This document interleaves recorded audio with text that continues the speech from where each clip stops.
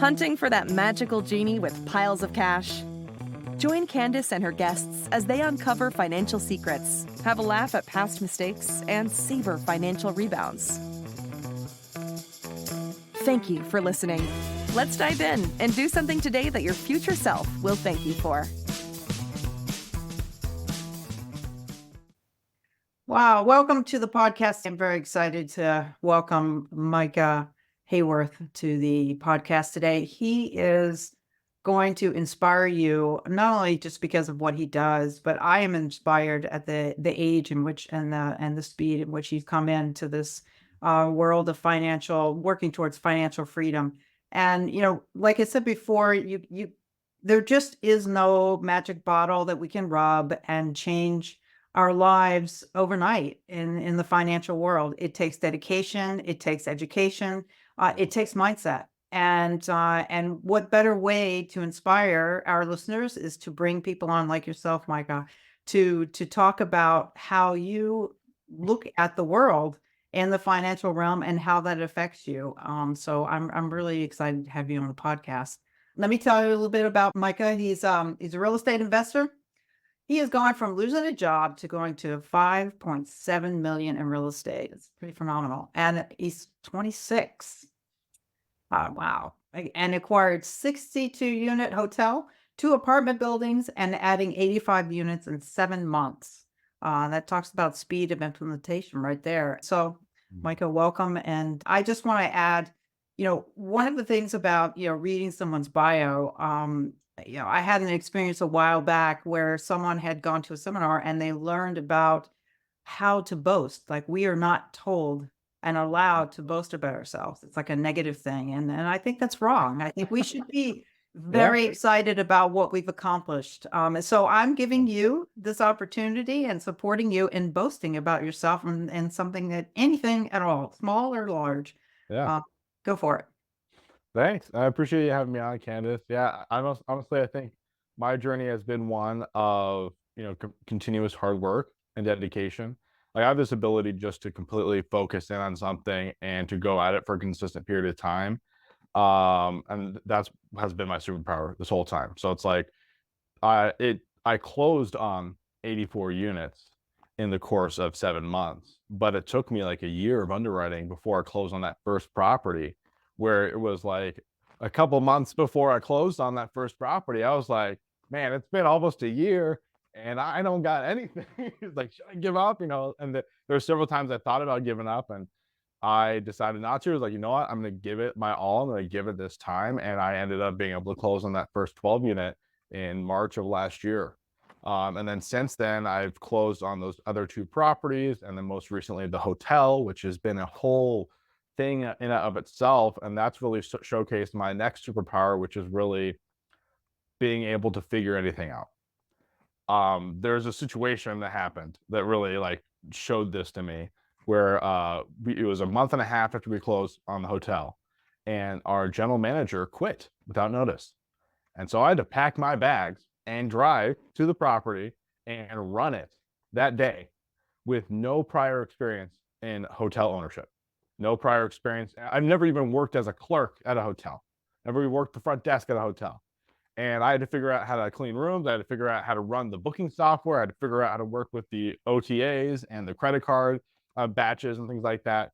I had to figure it all out on the fly, just by the seam of my pants, figuring it out. And that was something where I realized after I'd done it, I took this hotel from being chaos to being completely orderly within the course of the 2 months I was there. It became from chaos to boring, is what I say. And just because I was able to implement all the systems and processes needed to run this hotel properly and run it smoothly. And that was something I didn't realize until afterwards. I'm like, oh, I suppose not everyone could have done that. Not everyone could have just figured out the booking software while they had a guest standing right in front of them and a line out the door sometimes. That weekend, it was a crazy weekend. But figured it out. And that was something I keep on doing, just being able to set my mind to something and figure it out, no matter what the stakes are, and keep a level head the whole time. My God, you blow me away, and just everything you said that you had to do. And nothing worse is having people waiting while you're doing it. Oh, I can only imagine what it was like to have the people standing in line, just oh, the faces that you see if people have to wait anyway, particularly after traveling somewhere. yeah, Oh my gosh. I mean, did you have, and just as a quick little aside, did you have to deal with like some cranky clientele, or was yeah, everyone pretty definitely. patient? Yeah, like there are some people that saw how hard we were working because I was the first one to get up there, and then that later that weekend, my other partners joined me, and so we were all just kind of running around like chickens with our heads cut off, trying to clean rooms and keep guests satisfied. So there's a couple people who saw that they're like, you know what, I understand this is crazy right now, and so you know what, I'm just gonna go stay somewhere else, but no hard feelings. Other people did have hard feelings. And we just had to apologize profusely and refund money or stuff like that, whatever we needed to do to satisfy the guest. Yeah. Right, right, definitely. Well, I commend you on that. That is, to me, that the closest I can come to thinking about what that would feel like is when I live in a resort area, and there are a lot of young students that come here, interns from other countries that Yeah. barely speak English, and they're tossed into the service Mhm. industry to take orders from people about food and money are the two things that make people kind of the most crankiest, I find. So I kind of like identify with just watching these. I can just visualize you being behind that counter. And wow, that says a lot about your Yeah. perseverance, your dedication, and Mhm. that's really wonderful. I just also want to point out too. So tell me, and then we'll back up a little bit before all that happened. But so obviously, all of this going into all of these real estate transactions, this has been like a team effort. This is not just you personally doing that, Correct. correct? Okay. Yep. So I have three different properties. I have three different properties I'm a part of right now, and I have seven partners across all three with no overlap. So it's the Northern Lights Hospitality Group is one that I'm planning on buying more properties with in the future. And but we there's been all sorts of people that I've worked with along the way to help me achieve the goals I've achieved. No way could I have done it all by myself. I think one of the keys to growth in real estate, and especially fast growth in real estate, is partnering up. So partnering with people that know some more about you, and partnering with people that know more than you.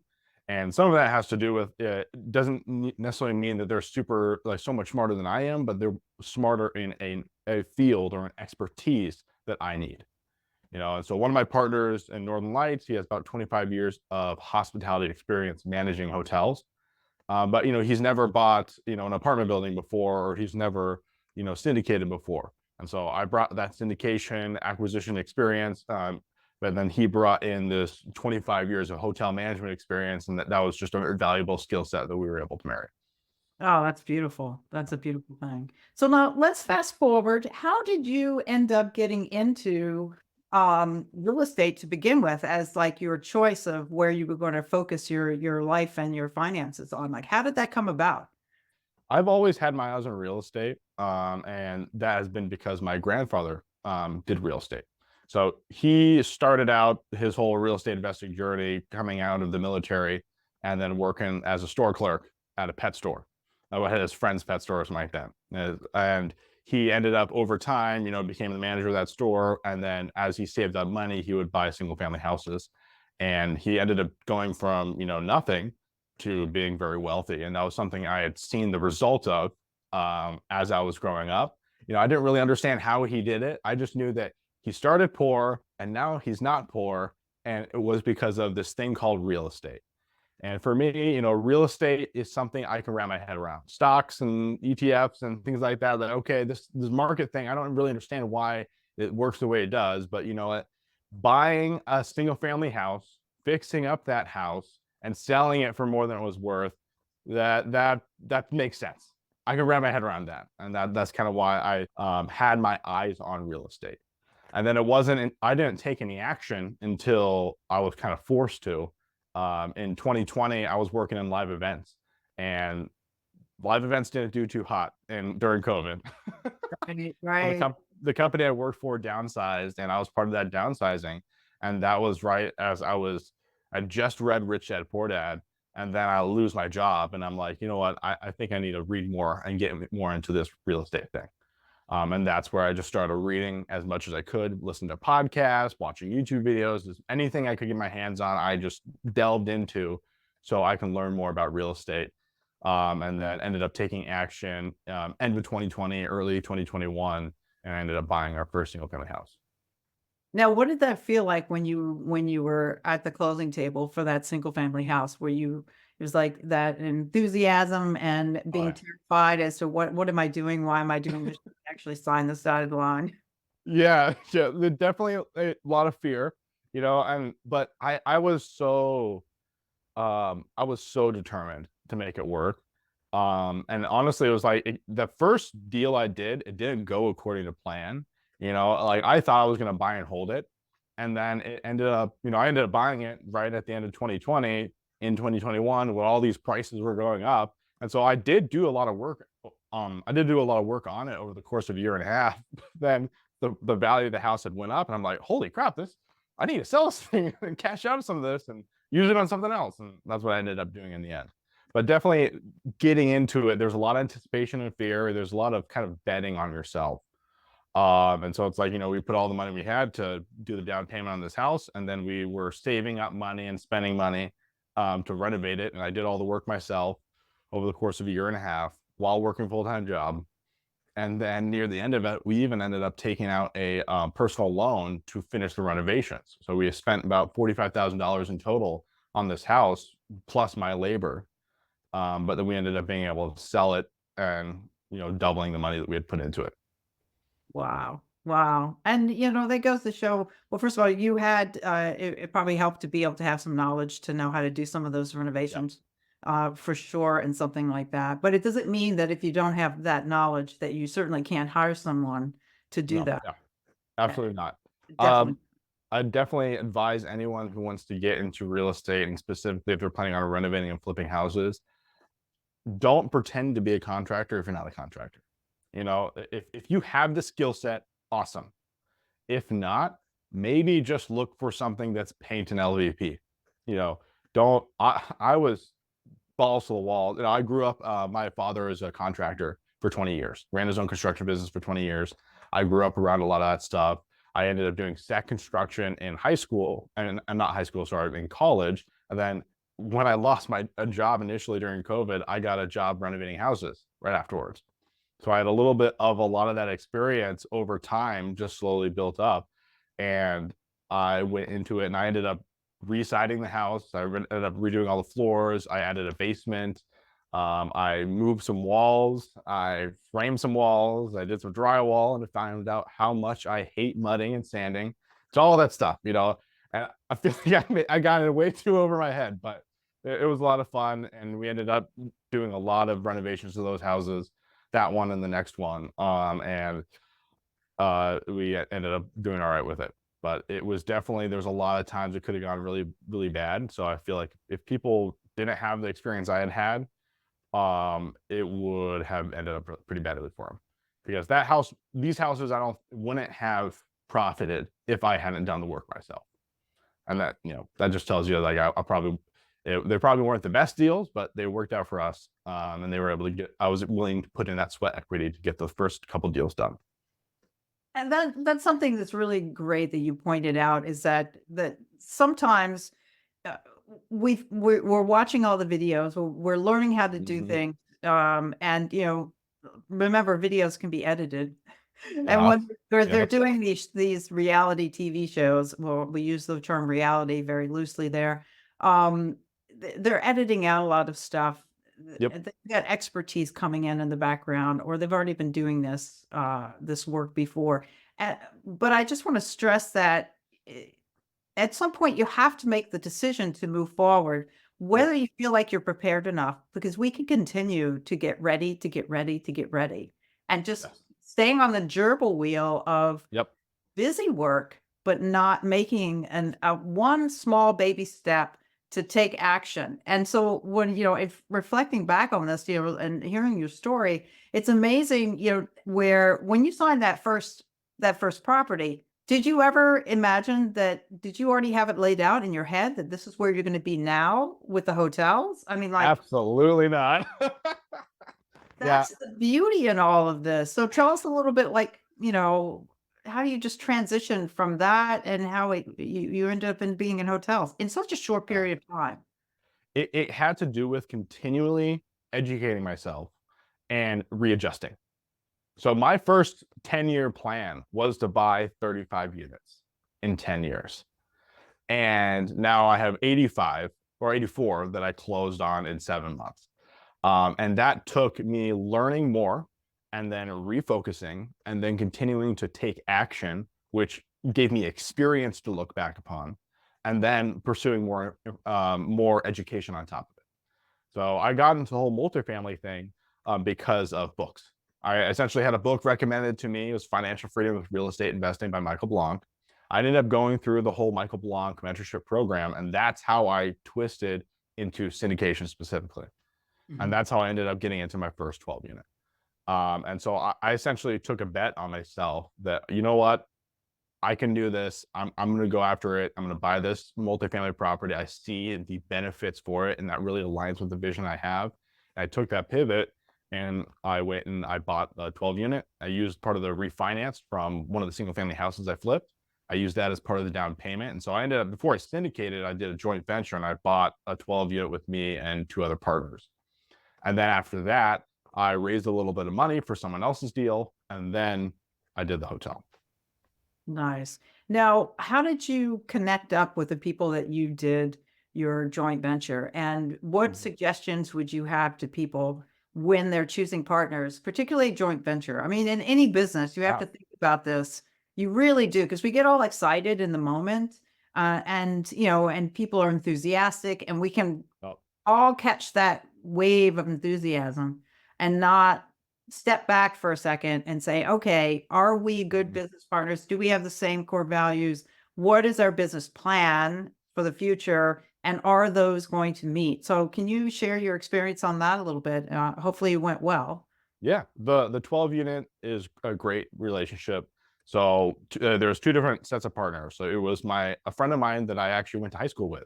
So we had reconnected at our 5-year class reunion, and we had both had this interest in real estate.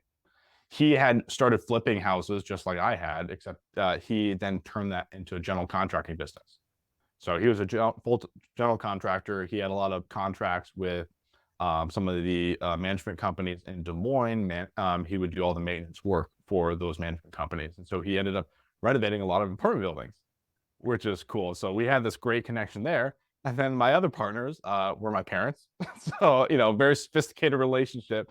But I ended up essentially, I had I put about $65,000 down for that first one. And then my parents put about 50 grand into it as well.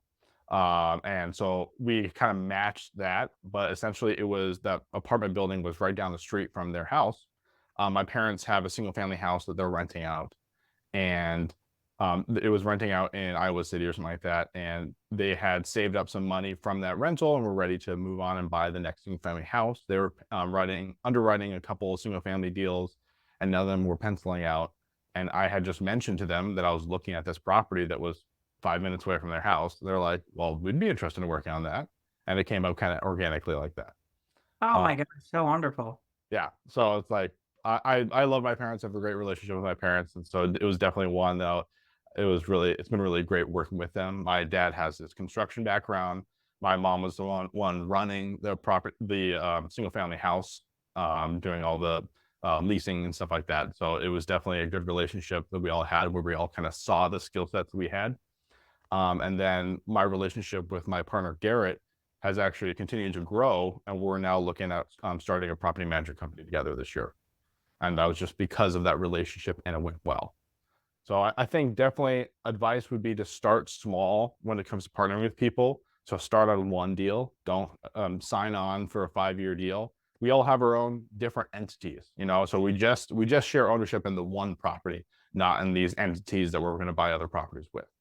And that's one key thing, and it allows you to kind of take a step back if you see, a misalignment in your interest. And it doesn't have to be like they have bad ideas, but it's just, hey, they want to go in this direction and I want to go in this direction. My partner is at the Northern Lights Hospitality. We did this one hotel together and we're really enjoying it. And me and my other partner, Mike, we're deciding that we want to work together and pursue more hotels and buy like two hotels a year for the next 5 years. And that's something we definitely want to do. And we see that trajectory together with us. But then not all the other partners in the deal wanted to pursue as well. So it's just one of those things of, we do one property together. We see how that vision works out. We see how we work well together and how we don't. And then that's how it informs our decisions of working to the future. Nice. Now, did you find, I'm just really curious because multifamily is very different than the hospitality of a hotel. I Yeah. mean, it's apples and oranges. Yeah. So how did you, other than just a business relationship, like what drew you to hotels more and more? Just because COVID, everyone was, and things were really struggling. Most things Yeah. were, including multifamily, because, Mhm. people didn't have to pay rent for a while. So how did you get into hotels and why did you make that shift? Like, what is it just for yourself that so people can think about, wow, so there's single family, there's multifamily, Yep. now there's hotels. I mean, who knew that? And Yep. all of this, I just want to add in for the listeners that don't know what syndication is. And that's just meaning that it allows, it's allowing you to come in as a private investor to be a passive partner in actual all of these businesses. And they are to be able to do that, you're not an active partner. You leave that up to the general partners, who would be someone like myself and Micah on these types of properties. But Yep. so if you could go back to tell us how you transitioned into hotels and why that has become your primary focus. Yeah, that goes into the reason I got from single family to multifamily to hotels. It comes with the constantly educating and having experiences and then shifting focus and using your experiences to educate yourself. So, I go into real estate and I do what I consider to be one of the simplest ways to get in, which is buying a single family house. And I see all the benefits of real estate, because you have what I call the 4 wealth generators of real estate. You have appreciation, depreciation, loan pay down, and cash flow. These are all 4 great wheels that work in every real estate asset, whether it's single family, multifamily, hotels, anything like that.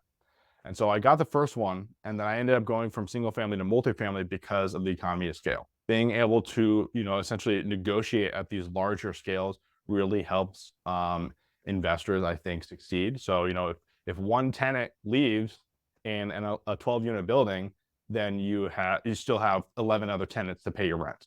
Versus if one tenant leaves in a single family house, you're gone.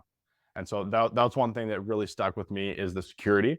And then it also comes with how multifamily is evaluated versus single family. So multifamily is evaluated based upon cap rates or based upon how much money it makes. So it's evaluated like a business versus a single family house is evaluated based upon what other houses in the area sold for. So if so-and-so has a front porch that's painted white and you paint your front porch white, you could probably sell your house for theirs. Versus in a multifamily property, if I run my business better, then it's worth more money. And that's what got me into multifamily and got me into apartments. And then the reason I made the jump from apartments to hotels is because of cash flow. Hotels are an active business. I see people doing, these people on Bigger Pockets, whatever, doing Airbnbs and making a killing. And so I'm like, okay, well, why don't I just multiply it just like I did from single family to apartments? I'm going to multiply from Airbnbs to hotels. So now I have the economy of scale, but then I also have the cash flow of being a hospitality business. And that's what really drew me into investing in hotels. And do you see yourself, so when I think of hotels, I always think of franchise. So are you buying like mom and pop hotels and are you franchising them? Do you plan on making your own franchise? Like, where are you Mhm. thinking that? I mean, there's a lot to think about in that because there's multiple ways to make money in all of this. Oh So if yeah. you share just like the insights and like, how does the hotel industry work in regards to being on the other side of the desk where you're actually an owner? Yeah. So the way I see it is there's a couple different routes you can go at when it comes to building a hotel portfolio. So the first thing is you're going to be a mom and pop owner. That means like you maybe buy a small hotel that has living quarters on site, and you run it yourself and you cash flow and you do all right. You're probably going to be making anywhere from $200,000 to $400,000 a year, and you run it yourself and it's just you guys. That's a great way to do it if you want to live in the property that you're running. The other way I see it is if you want to go smaller, doing what is called a lifestyle property. It's a new kind of brand of hotels that have been coming out, and the best way to describe it is it's more of an Airbnb take. So you automate it as much as possible. Do all make sure all the locks are all auto keyed. Make sure you have all the vending on site. Make sure you have an app that is going to coordinate your cleaning schedules for you, and then that way you don't have to have someone on site, and that helps you cut down on costs when it comes to running like a 10 unit to 20 unit property.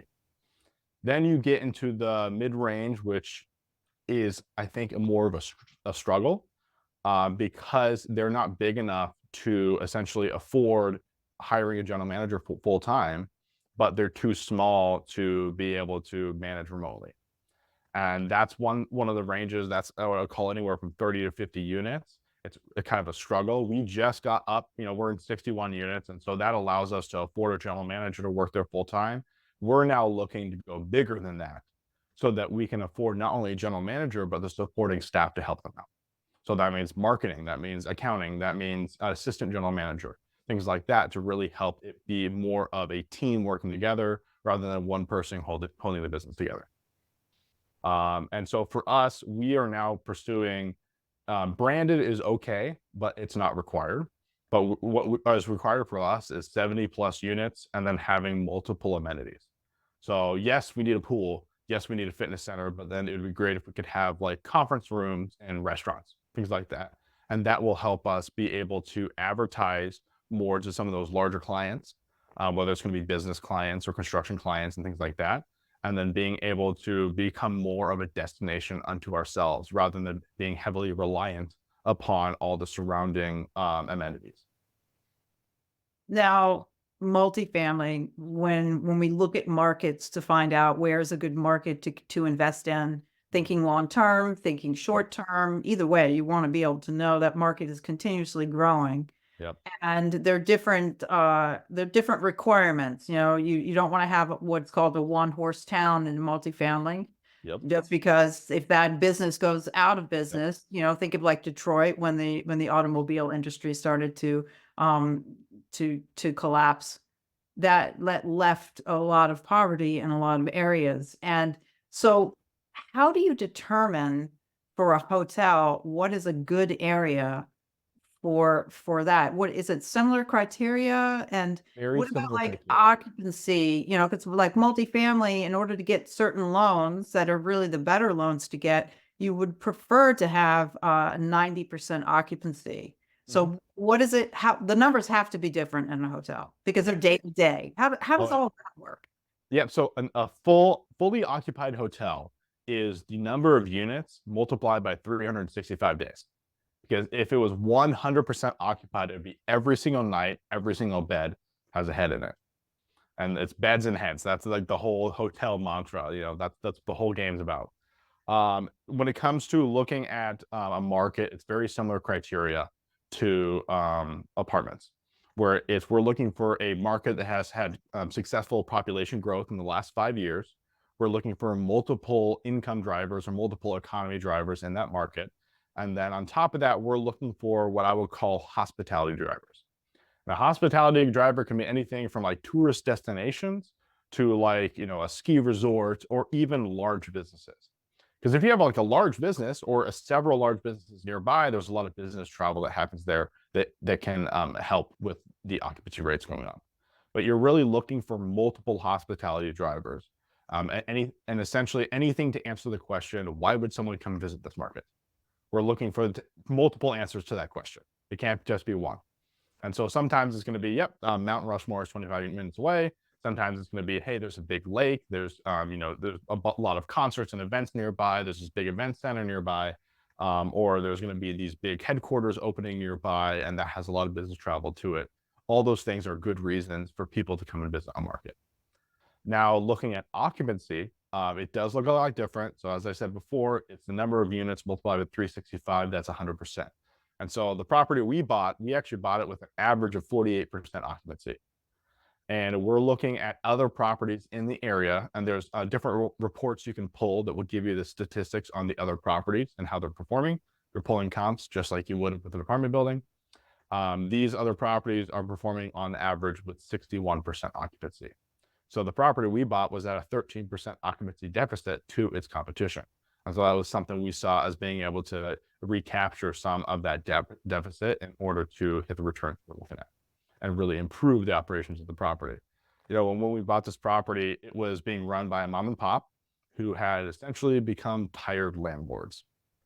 And you still see that in hotels with the smaller properties. You know, anything I think 60 units and below, you can still see some of these mom and pop tired landlord situations.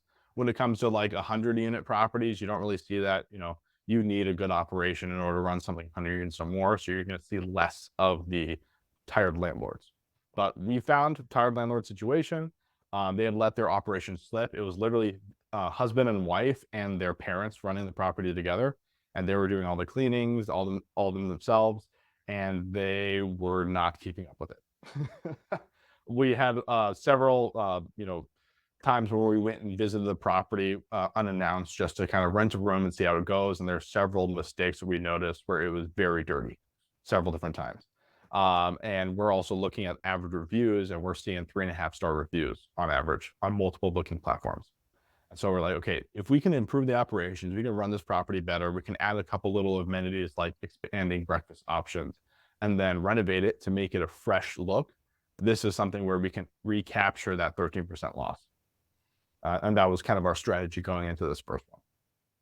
And when you go into something like this, let's say, and it doesn't have a pool, would you go as far, and obviously this is all based upon zoning and what the town allows. How does that affect your insurance? And it is a pool, to put in a new pool on a property, would that really be something that would be cost effective? I mean, how would you determine something like that? We looked at the idea of adding a pool, and it was not cost effective for us. Now we do have multiple people who would, call the property, and first thing they ask is, "Hey, do you guys have a pool?" And we say no, and they're like, "Okay, thank you," and they head out. So there is some loss, but the question is the cost of the adding a pool, is that going to we're going to be able to recapture some of that in that first year of operating it, and we're going to get enough occupancy where it's going to make enough sense to do it? And the answer we found was no. It costs probably to begin with about $750,000 for us to add a pool, and then you have, if depending on the size of it and whatnot, it's going to be more than that. And renovations typically always run over, and so it's just like, okay, we're looking at maybe $1 million to add this pool, and maybe we're going to get an extra 5% occupancy for it. And that just wasn't something we were saying we could do, but we could recapture that same occupancy by just renovating the place to make it super nice. So we have this pristine property that's super modern with all the great modern amenities when it comes to, all the new lighting package, we're doing new bathrooms, new flooring, new ceilings, new paint, new furniture. Like we're going all out on the rooms themselves because that's where people are spending that time. And I think that's something we're going to be able to recapture our investment on that one.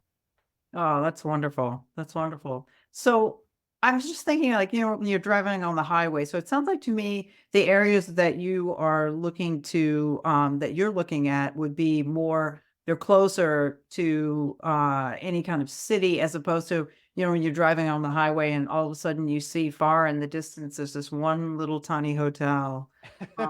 Like, I just want to, give me some tips on those that are like, hey, maybe we should do a hotel, and I really like this area.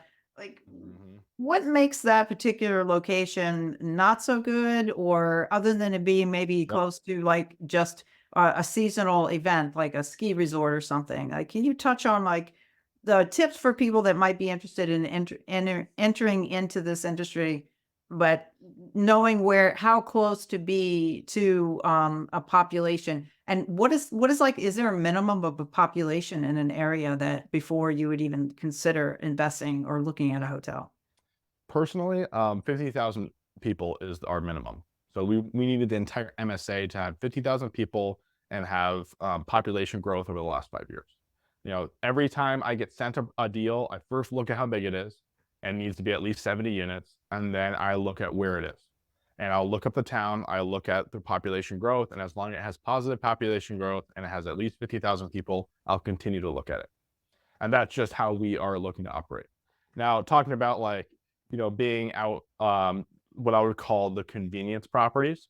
So if all you're offering is beds and breakfast, and you're right next to an interstate, that's a decent property. It will be a good investment for the most part, depending on the drive-by traffic.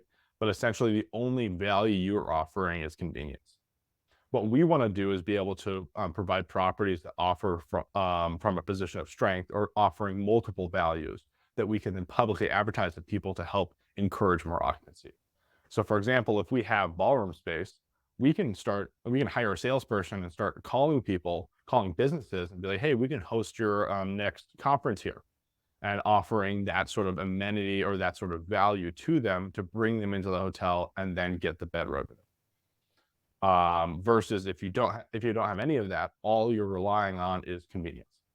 And so we're again trying to find properties that will allow us to kind of be a destination unto ourselves. But for entry-level people, the drive-by properties or the convenience properties, they can still be good investments if you show that there's a lot of drive-by traffic in that area. So like there's this one property I looked at, it's right on 35W and Highway 80. And so it was in Des Moines, but it was right down, Highway 35 goes completely north-south through the entire country, and Highway 80 goes almost completely east to west. And so that's something of like, yeah, there's a lot of drive-by traffic, and there was a lot of encouragements of like, yeah, this is going to get a lot of that convenience factor. So it's super convenient, and that could be a really good investment for people who are wanting more of a simple operation. We have the expertise, because of my partner Mike, of managing the larger amenities, and so that's why we're kind of coming at it from that angle of having a competitive advantage of going after ballrooms and restaurants.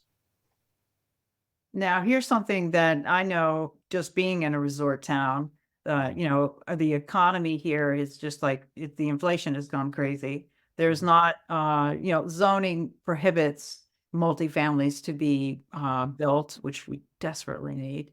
So there's a housing crisis for the workers.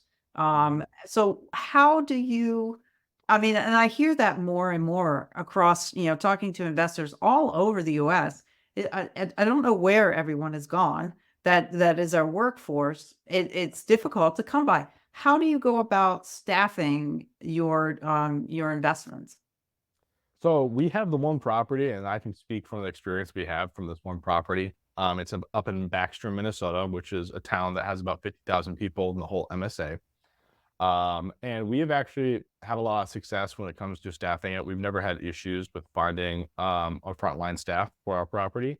Now, we do have a high turnover rate currently, and we're hoping to improve our operations and improve our training so that it becomes a better and better place to work, where people want to stay for an extended period of time. And we would love to offer higher and higher wages as we improve the occupancy rate of the property. So essentially, we're looking to step up both the quality of the property and also the quality of our staff. And part of that is offering better wages.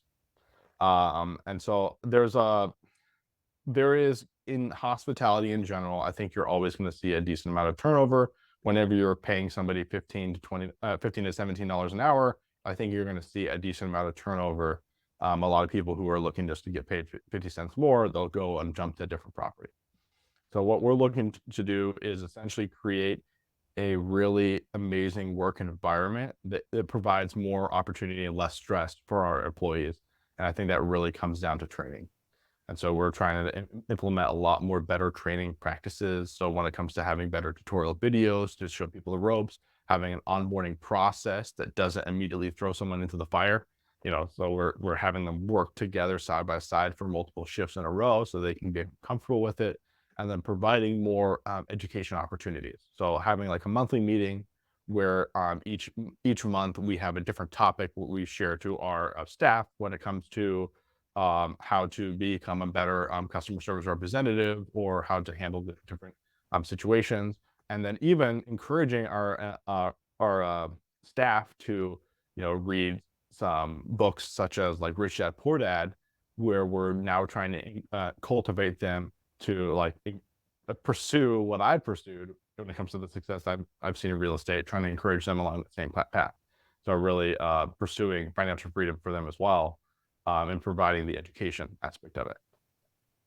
Yeah, that's like that original, working for your dad doing the construction, maybe kicking and screaming, I don't want to go to work, dad, the whole thing, but realizing that all of those skills that you learned are a great reason as to why, one, you were able to step into the fear and move forward because you had that knowledge and that experience of actually hands-on work to be able to just like step forward into that workforce. It's people don't realize that even if you're, I mean, and I'm not trying to, everybody wants to have, I think that, let me just finish my sentence saying it this way. People undervalue the what they call the lower jobs, like cleaning rooms and things like that. But boy, people really want to have a clean room when they come in. They don't acknowledge the work that these people do, because it's a very, very highly valued service. And I think it's underrated as to the credit that people are given for doing jobs like that, because it's needed. Yeah. And very valued. People really appreciate that. So, and what a wonderful way to be able to have experienced that. And then you're educating, your staff to be able to look, you can own one of these one day, that's a beautiful thing. And I think it's awesome. Of that. I've seen a lot of people in my lifetime, and there's people I've met who have been investing for years, and they all started, working a minimum wage job.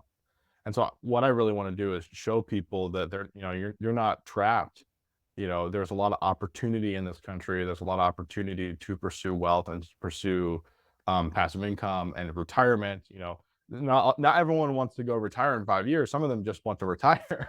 And hey, if all you want to do is, work a 9 to 5, put some money aside every single month, and then being able to retire in your 50s or 60s, that's something I think is 100% possible today, no matter what stage of life you're in. And so all I can do is provide that education to people to see the opportunities out there. That's, that's all, that's what it means. That's the whole point. Yeah. What's the point of, growing in wealth if there's not the ability to kind of share that hope with other people? Right. I just think it's just amazing to me that you have this focus at such an early age. I mean, I had focus, but it was not as pinpoint, like really, lasered in, which is so inspiring. And it's also inspiring. It's something, thinking about, people listen to this podcast, if they happen to be working, let's say you are cleaning rooms at a hotel. One thing that I know when I've had employees working for me, if they show interest in the bigger picture, I am more than willing to show them how to do it. And, you could go to your supervisor and say, hey, how does this work? And I can almost guarantee you they would say, management material. And they will start, walking you along so that you can learn hands-on, which is the absolute best way to learn.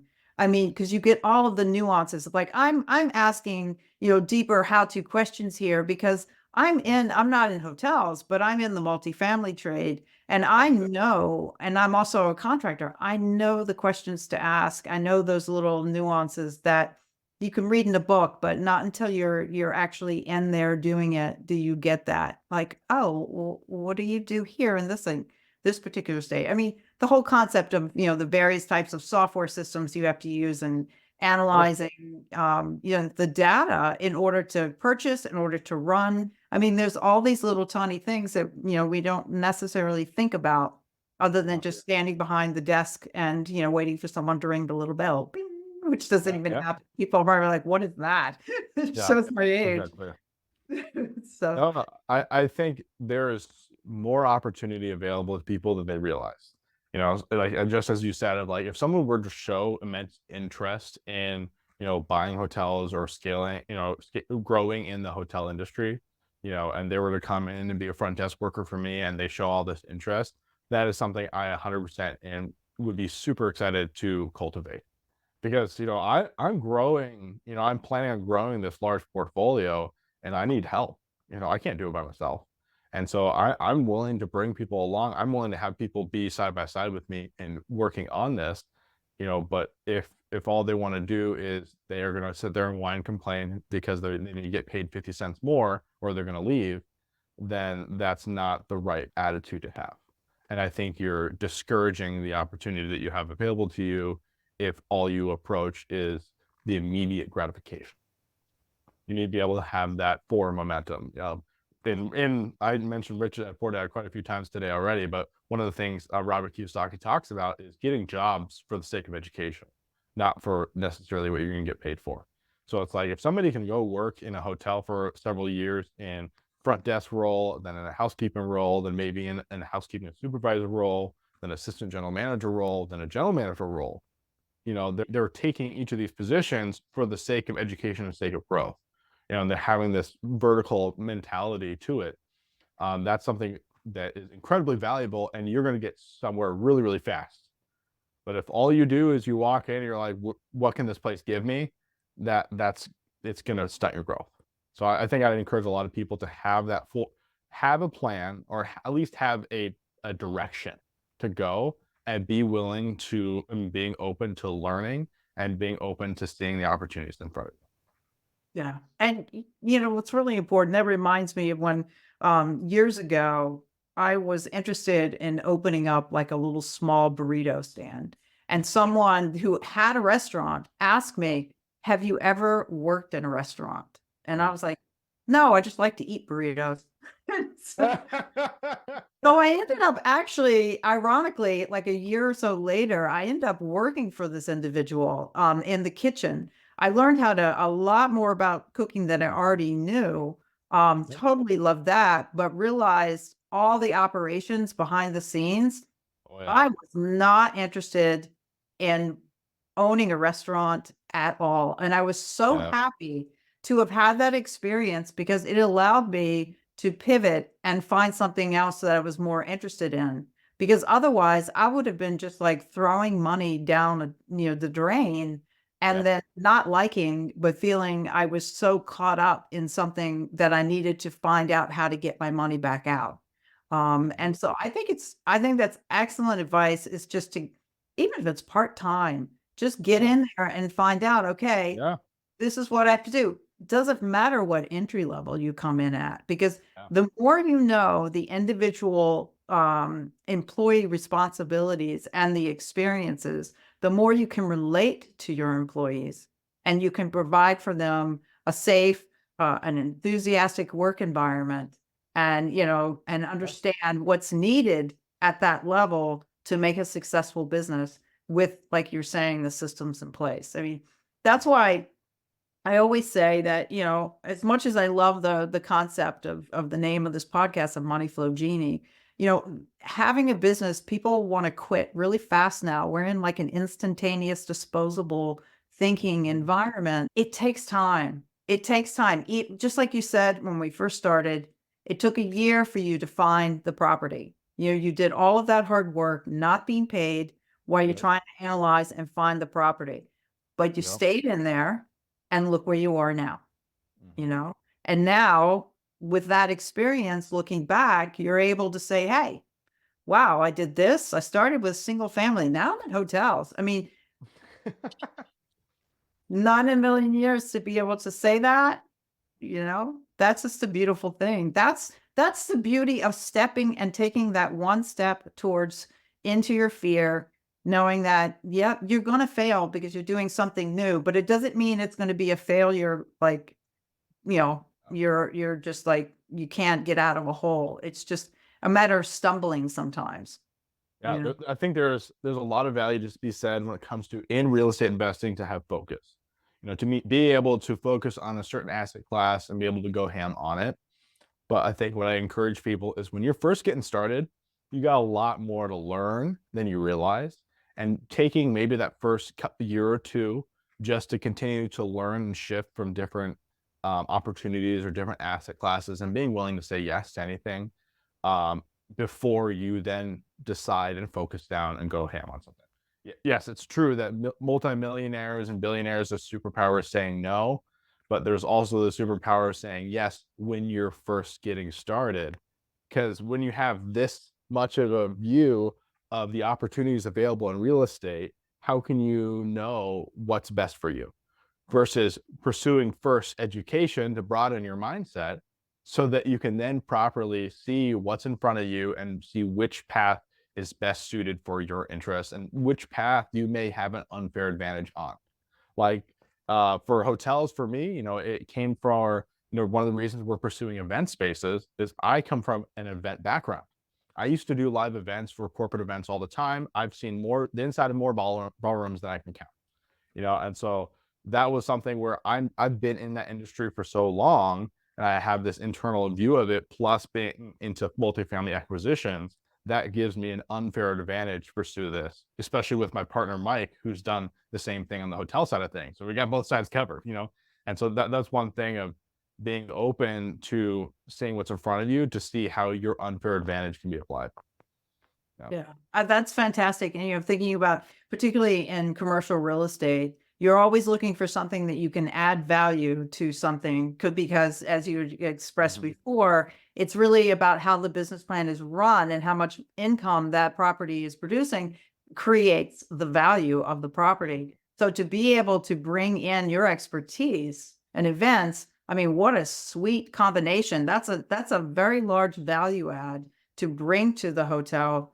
As you would like multifamily, there's smaller things, you can put out a pool, you can do pet rent. I mean, there's lots of things, but what that you just described that you have to offer is enormous to the industry in which you're in. And to bring those two together, wow, I just think about the opportunities that you have. That's just such a beautiful thing. Well, it's kind of cool of like, we're looking at this property right now in St. Paul, which is right in my backyard. I live in the Twin Cities, and I've worked in the event space in the Twin Cities for over 5 years.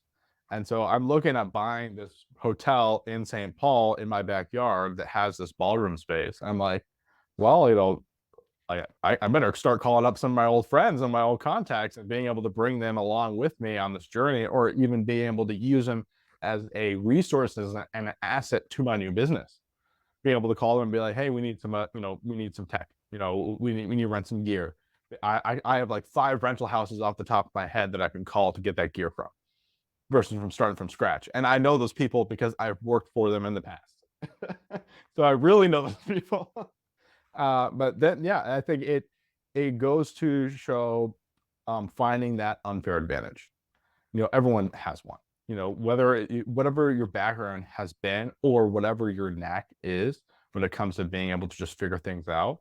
Like what people who have construction backgrounds, that's their unfair advantage for being able to flip houses so fast or renovate apartment buildings, manage these large projects. And other people, they had this, maybe you worked in a restaurant for 5 years, so buying a hotel with a restaurant is not going to be a big deal for you. Things like that.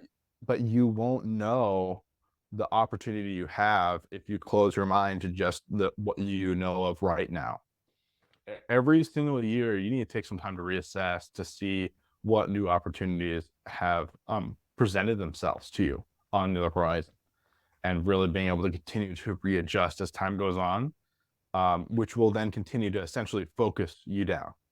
Because I started in real estate, I did kind of single family, but then I wanted to scale, but also wanted more cash flow. And so all these kind of requirements are building themselves to where it's directed to being in a part of hotel deals, and just continual refinement over time. I love that, because basically it's an ebb and flow of information.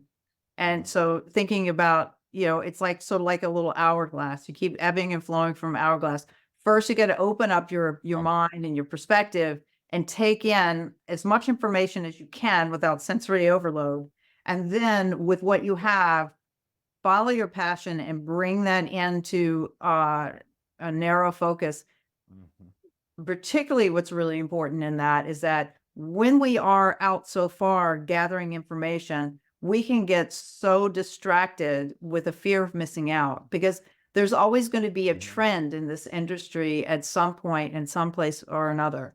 And being able to just like, okay, I see all of that. It's still going to be there. Let me focus in and then start to narrow that back down into the one thing that you're going to focus on, and knowing that that one thing is going to expand back out to others that may interlock. So that's really a wonderful imagery that you gave me there to express to the listeners that might be coming into the space and not really knowing where to start. It's just like, take it all in for a minute and then pick one and focus in on it.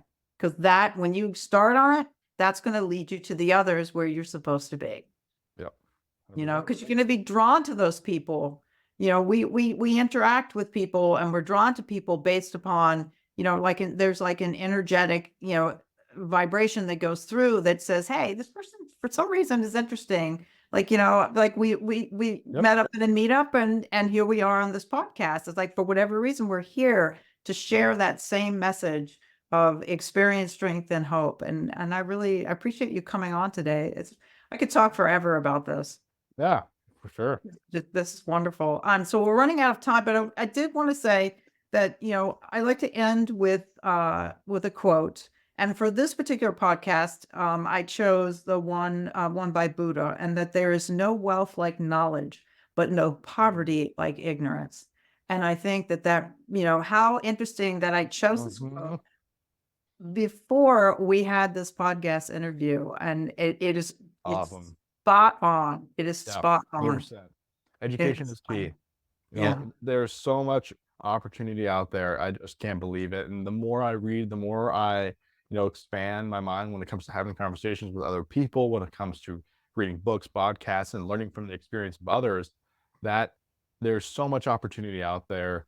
But the key to it is education.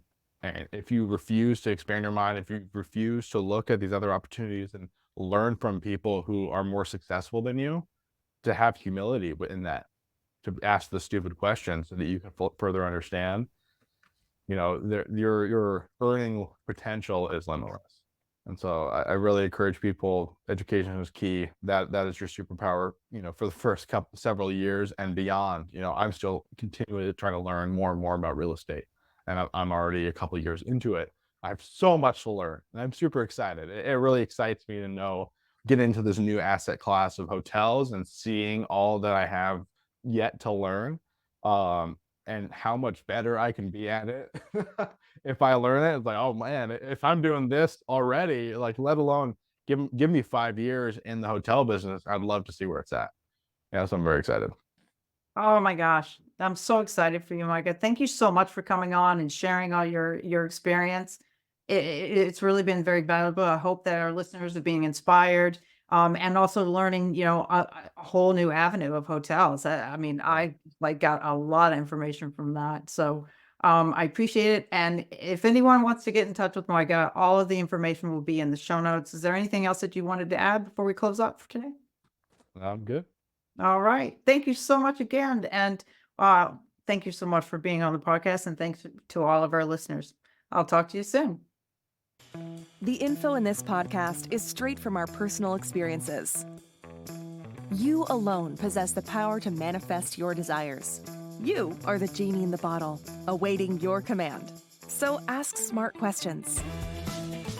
We're not licensed financial pros, so be sure to consult with a licensed professional, attorney, or tax consultant.